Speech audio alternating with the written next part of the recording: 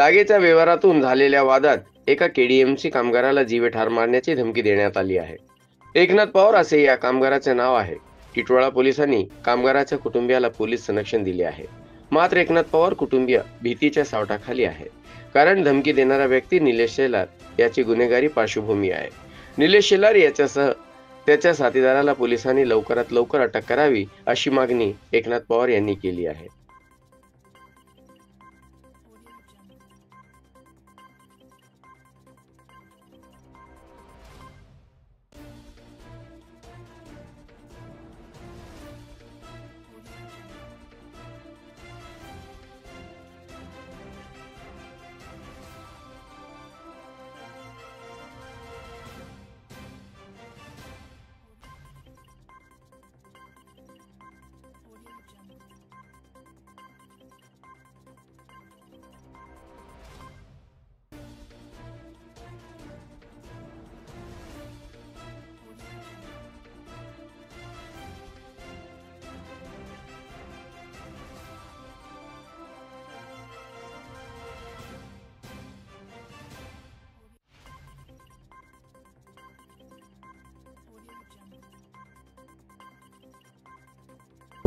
एकनाथ पवार, मी उंबरणी इथे राहतो। माझी जागा मानिवली इथे आहे। मी एक जागेचा व्यवहार केला होता 2 गुंठ्याचा।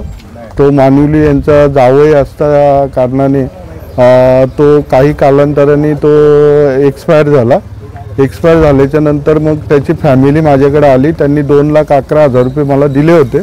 मी ते 2,11,000 रुपये त्यांना रिटर्न केले। पण निलेश पंडित शेलार यांनी काल मला 3:30 ते 4 दरम्यान अडवून तू त्यांचा व्यवहार कंप्लीट कर, नाहीतर मी तुला मारून टाकीन, हे करेन। त्यांना 50,000 रुपये, मला 50,000 रुपये दे अशी खंडींची मागणी करायला लागला। आणि मला आवाज देऊन महारा बोलतो, कुठं तोंड लपून चालला तू, हे केला, अशी जातीवाचक शिवीगाळ केली, मला मारहाण केली।